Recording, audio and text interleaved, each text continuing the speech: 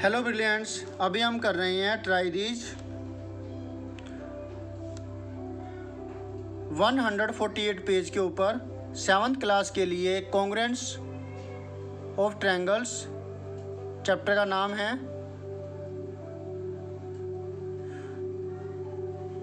और इस try these का हम क्वेश्चन नंबर कर रहे हैं 4। ABC is an isosceles triangle with AB equal to AC and AD is one of its altitude.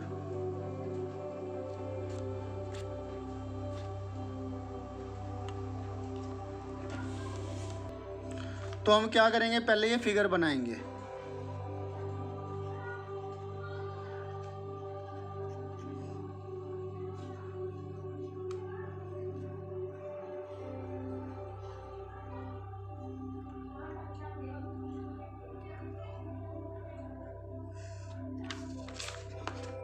ऐसा ही एक पार्ट हमने किया भी है। सबसे ये वाला ऐसा है ना, A B D C given है। ABC is an isosceles triangle with AB equal to AC। ABC एक आइसोसेलेस ट्रायंगल है। आइसोसेलेस ट्रायंगल वो ट्रायंगल होता है जिसकी दो साइडें बराबर हो, और हमें गिवन है AB AC के बराबर है, तो हम ये निशान लगा देते हैं इसमें। And AD is one of its altitude. अब ये AD एल्टीट्यूड है। एल्टीट्यूड का मतलब हुआ कि ये सामने वाली साइड के ऊपर 90 डिग्री एंगल बनाएगा। State the 3 pairs of equal parts in triangle ADB and ADC। ADB में और ADC में हमें 3 पार्ट्स लिखने हैं। फिर हमें बताना है कि क्या ये दोनों ट्रायंगल कॉन्ग्रुएंट है, अगर हाँ तो क्यों। Is angle B equal to angle C, क्या एंगल B एंगल C के बराबर है।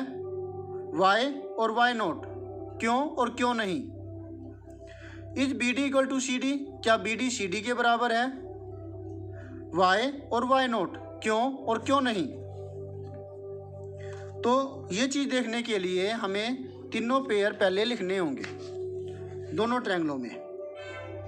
इन triangle ABD and triangle ADC, AB equal to AC given है, ये equal. AD equal to AD, क्यों, ये दोनों के दोनों कॉमन हो गया क्योंकि AD इसमें भी आ रहा है और AD इसमें भी आ रहा है। ठीक है। Next, angle 1 equal to angle 2 equal to 90 degree. क्यों, आप ये लिख सकते हैं कि AD परपेंडिकुलर है BC पर गिवन, और परपेंडिकुलर है तो 90 डिग्री एंगल तो बनाएगा जिसके ऊपर वो परपेंडिकुलर है। तो बाय RHS कॉन्ग्रुएंस रूल। अब आप कहेंगे RHS कैसे। R मतलब राइट एंगल, H मतलब हाइपोटेन्यूज, S मतलब कोई एक साइड, ये साइड हो गई।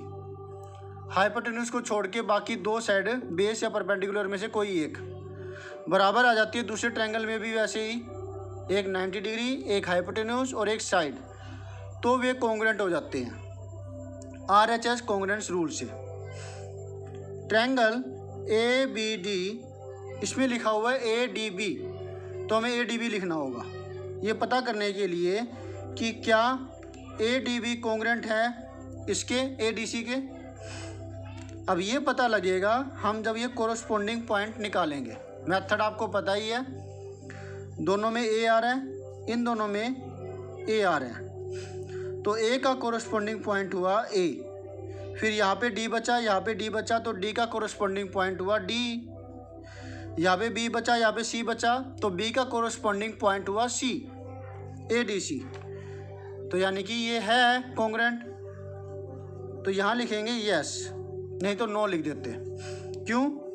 बाय RHS कॉन्ग्रुएंस रूल, जो हम लिख चुके हैं, हमें रीजन भी तो लिखना था।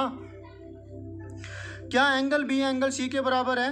अब कोरस्पॉन्डिंग पॉइंट निकालेंगे तभी हम ऐसा कह सकते हैं। यहाँ देखिए बी ये पॉइंट है और यहाँ पर तीसरा पॉइंट ये है, तो बी का कोरस्पॉन्डिंग पॉइंट सी हुआ, यानी कि एंगल बी एंगल सी के बराबर है। इसी प्रकार से एंगल ए के बराबर होगा और एंगल डी के बराबर होगा। तो एंगल बी ए बराबर है एंगल सी के। क्यों? Bye CPCT। अब BD, दूसरा तीसरा पॉइंट,